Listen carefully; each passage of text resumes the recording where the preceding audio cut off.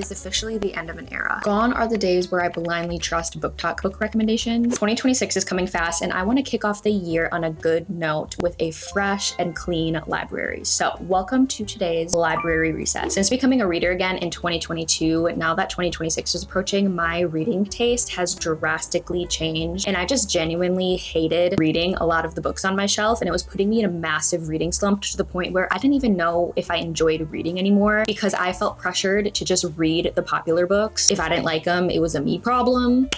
But we're not taking that negative energy into 2026. Now, I know this is going to open up a giant can of worms, and y'all are going to come for me in the comments. But this is my personal walk with Christ and my personal library. I'm just sharing with you why I'm changing and what I'm changing, in case you guys are on the same journey as me, because it's hard to find some Christian booktubers out there, and I'm trying to bridge the gap in 2026. So let me start off by prefacing, disclaimer, that I'm not saying if you're a Christian, you cannot read certain books or enjoy certain books. I was a Christian. I know I was saved whenever I was reading some wildly explicit dark romance, but just where I am now with my walk with Christ, I no longer enjoy those books because my heart is changing, the fruit of my life is changing, and just because you can read something doesn't mean that it's actually genuinely fruitful for you. And that's not just the content in books, that's also saying how you consume books and purchase books. So I know this is going to be really hard for me, and I am the most guilty of saying I'm going to go on a book buying ban, and it lasts like 2 weeks max before I'm like, oh, I found this book on sale. I have to get it because when am I going to see it again for like $1 or $2? And that's how I have almost 200 unread books on my shelf. So it's not just about reading explicit content, it's also about not indulging and also just being wise and fruitful with your time. Like I said, I'm not saying that you can't read 20 books a month. However, where I am at in my life, I have 3 kids and a huge home to take care of, and we're moving, and I have a lot of more important things that I need to steward than how many books I can read and post about. So being wise with your time is something that I'm really working on. So I'm not going to force myself to read wildly popular books that the world loves. I'm not going to give into that pressure knowing that I'm just not going to enjoy the books. And I'm also not going to push myself to read too much. Most of us don't read that much anyways, and I feel like it puts an unrealistic expectation on readers. Maybe not like the normal reader, but as a content creator, I feel like I'm always needing to buy something because hauls get the best views. And I feel like I'm always supposed to be reading a lot, otherwise people don't care what I have to say. And honestly, I'm just letting go of all of that in 2026. I'm going to read what I want, I'm going to read when I want, and I'm going to share it with you guys and hope that you like it. So let's kick off this library reset. First and foremost, we are moving the bookshelves from my bedroom into the living room. We are going to be moving from Norfolk, Virginia to Charleston, South Carolina in March. And I know my husband was like, girl, why are you moving these shelves and doing all this work whenever we literally have to pack up in a couple months? But I had a wild hair up my butt and I just wanted to move my shelves into the living room. So this is me taking all of my books off my shelves and taking my shelves out of our bedroom and moving them into the living room. So while I do this, I will talk to you guys a little bit more about certain books that I got rid of. So a lot of the books that you see on my shelf, I actually did also unhaul. I unhauled like 35 books most recently. Let me talk about the reasons why. So some of the books, for instance, that I'm talking about are bad Booktok books. Now, obviously this is all subjective and I don't want to make you guys feel bad or like I'm judging you or anything. I'm not. But I'm no longer reading books by these specific authors. Sally Hazelwood, Anna Huang, H.D. Carlson, I think is her name, Abby Jimenez, which could ruffle some feathers. Maybe I just didn't read good books by her, but I started off with the first book she wrote and then I read the next 3.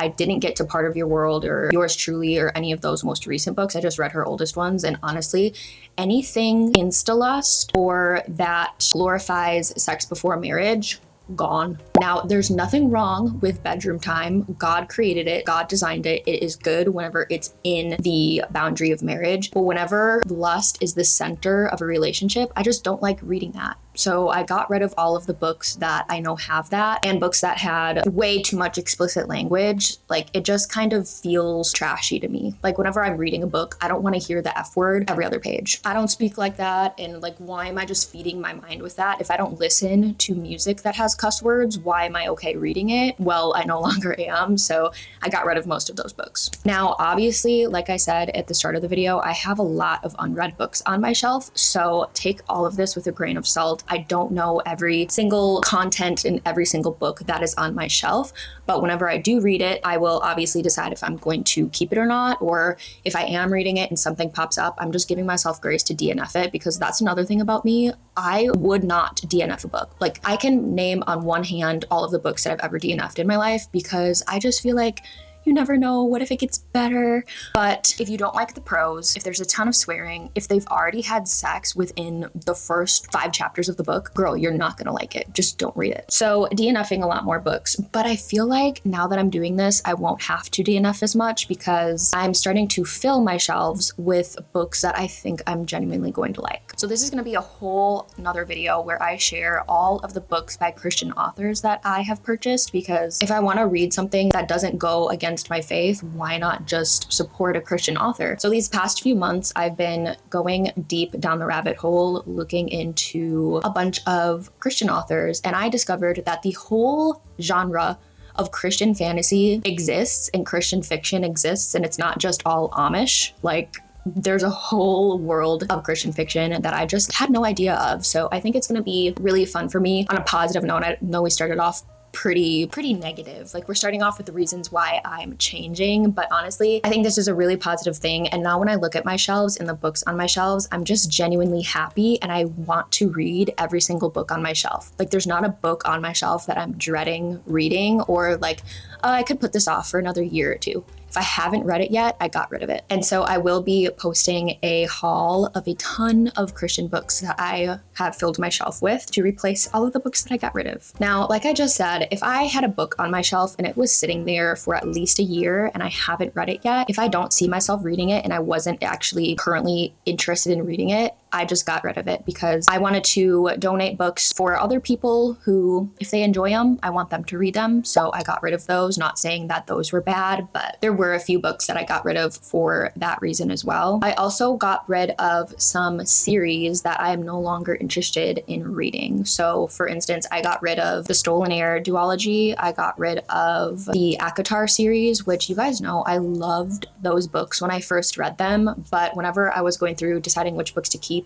which books not to keep, I was like, does the content in here really, like, do I have to ignore anything in the book in order to enjoy it? And the answer was yes. Like, there's witchcraft in those books, there was language in those books, there's lust in those books, like all of that stuff. And that is all stuff that I skipped in order to enjoy the book. And every time they said, thank the cauldron or bless the cauldron or whatever, I changed the word cauldron with God. And I'm like, you know what? Why do I have to edit a book when I'm reading it in order to enjoy it? I just don't want to do that anymore. So that was a huge thing for me to get rid of that series. And now, like I said, I'm not judging at all. You can be a wonderful Christian and read these books.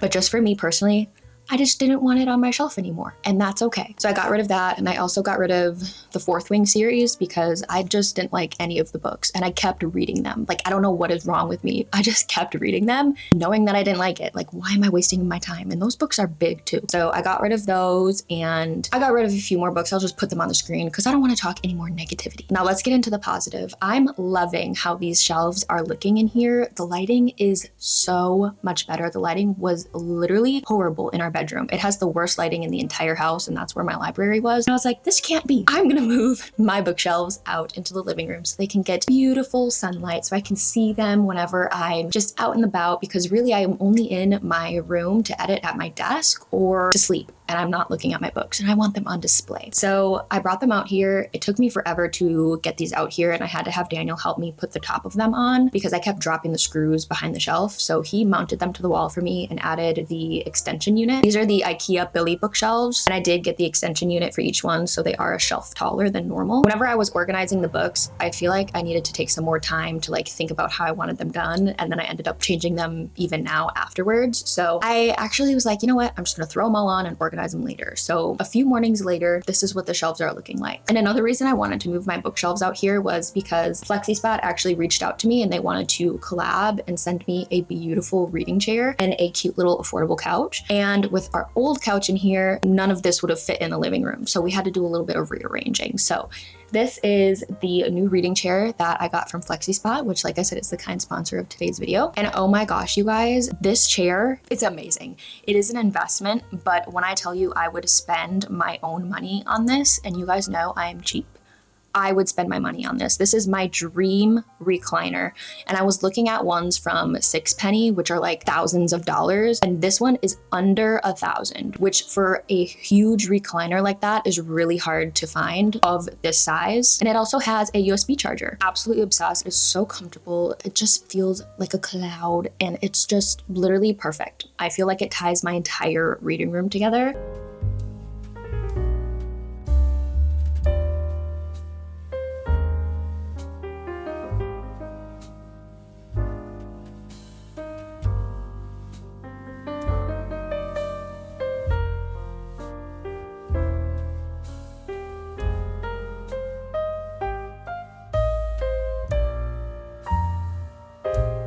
And the couch, it is really cute and it is really small. So if you have a small space, this would be perfect for you. And I love that it also has storage in the ottoman and these little flap over pillows. Love those too. I feel like it looks so cute.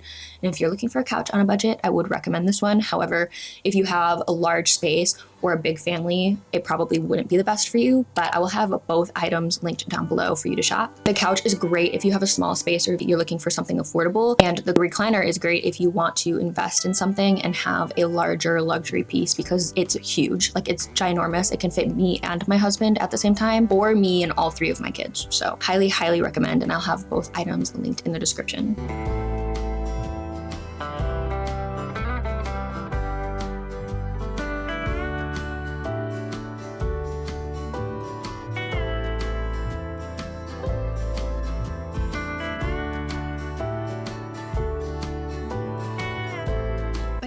Yapping is done, let me show you guys the bookshelves. Another disclaimer, because I feel like I didn't disclaimer it good enough the first time around. We're doing this reset just because I want to enjoy reading again. And this is wholly, entirely personal. I've just done a lot of changing this year and I want my bookshelves to reflect that. And I want to give you guys more options too, because I know there are a lot of Christian book lovers out there. So I'm looking to bridge the gap between booktube and faith content. So I'm gonna do my best. I genuinely want to enjoy reading. I love reading and I need to find books that work for me. And if you have similar book taste as me, you will hopefully love these new books that I found that I'm gonna share with you as well. So only positivity and only kindness and gentleness and love going into 2026. I hope that I'm explaining this good enough where my heart is at and where I'm coming from, because I literally don't care what you read. Read what you love. I want you to love what you're reading and I want you to feel confident in what you're reading. And I was not, so that's why I made these changes. So let me just do a little pan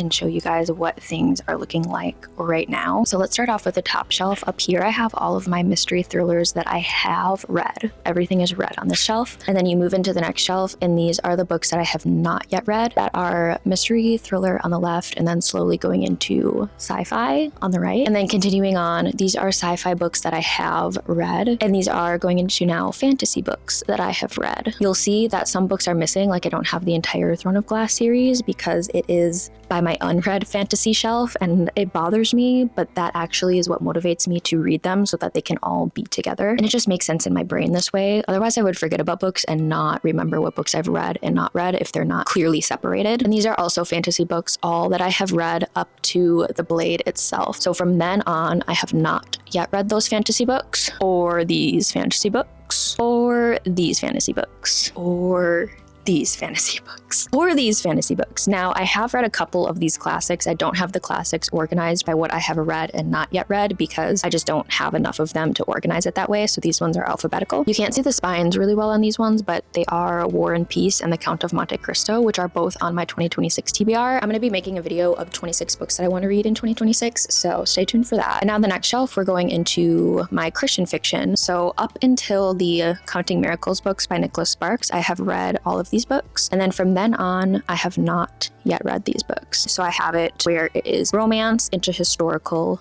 into fantasy. These are all Christian fantasy as well. And then going into mystery thrillers. Here are all of my Christian nonfiction. And then going down here, we have historical fiction. I have not yet read these books, but from Recitative on, I have read all of those, all the way up to A.J. Fickery. And then all of these are just general fiction into memoirs. And then way back here in the corner, I just have some seasonal reads. And on my bottom shelf, I have a romance. I have read all of these Hamburger Way ones, and then I haven't read any of these. these. And now back here hiding, I have all of the series that I'm currently in the middle of so I can keep track of them. And then I've got some middle grade series back there. I have the Keeper of Lost Cities and A Wrinkle in Time. As for my little shelf in the corner, I have some puzzles up top that I need to put together. I want to frame both of those because I just think they are so adorable. Now moving on, we have these books here. These are some of my favorite reads. We have the Divine Rivals duology, and then we have the Invisible Life of Addie LaRue by V.E. Schwab. Now, one of the reasons that I was nervous about saying I'm changing my reading taste because of my faith was because I don't want people to call me a hypocrite and say, well, you're not reading these books, but you're reading these books and like these books. Because in the Invisible Life of Addie LaRue, she literally makes a deal with the devil, or like a devil figure, a demon. And it's like, how would you like that as a Christian?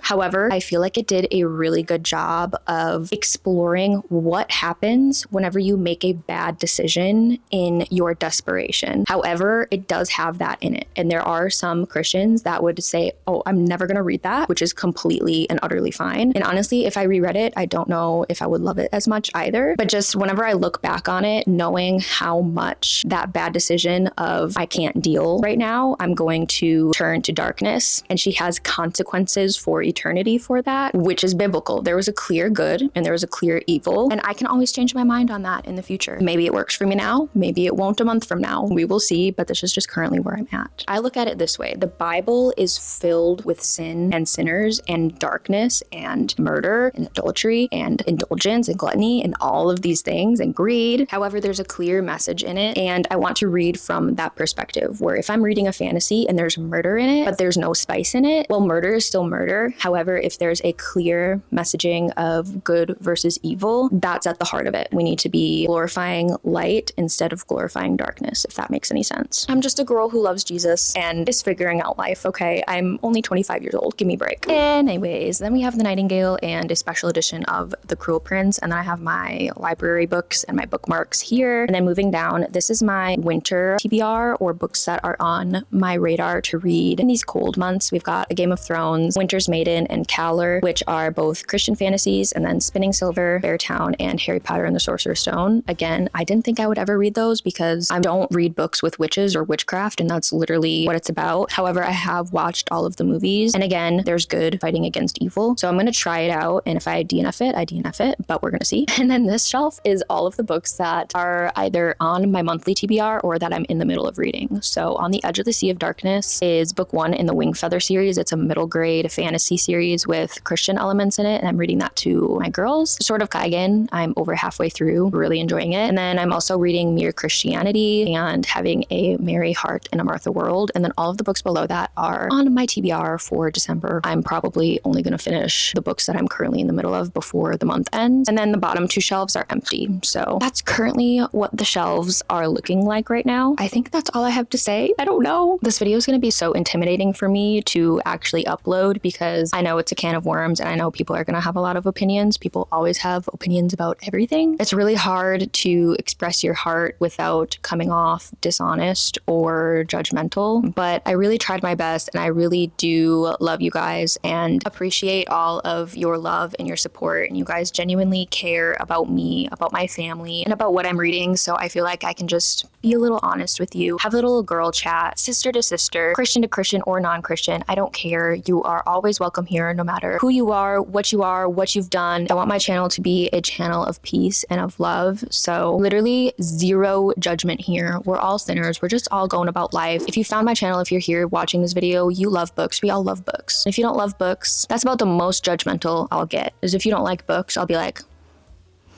I don't know if I can trust you. No, all jokes aside, my husband doesn't like reading, and I absolutely love my husband, so no judgment. And now I want to know what you guys are looking forward to reading in 2026, and also what you guys are changing. If you guys are unhauling any books or not reading certain types of things anymore, let me know in the comments what and why, because I'm just genuinely interested to see where you guys are at too. But here's to going into the new year with a happy heart and good books. I don't want to end this video because I feel like I did such a horrible job of explaining everything beginning of why I'm making these changes and everything, but I'm happy to chat with you guys in the comments to clear up anything, or if you have any questions, or if you just want to chat books, let's talk in the comments. And again, I'm not strictly going to read only Christian books. I still, like you guys have seen, have a ton of secular books and non-Christian authors on my shelves that I will still be reading, but all of my book reviews are going to be told from a Christian girl perspective, which is honestly really funny because I feel like I've purchased a lot of boy books recently, like epic,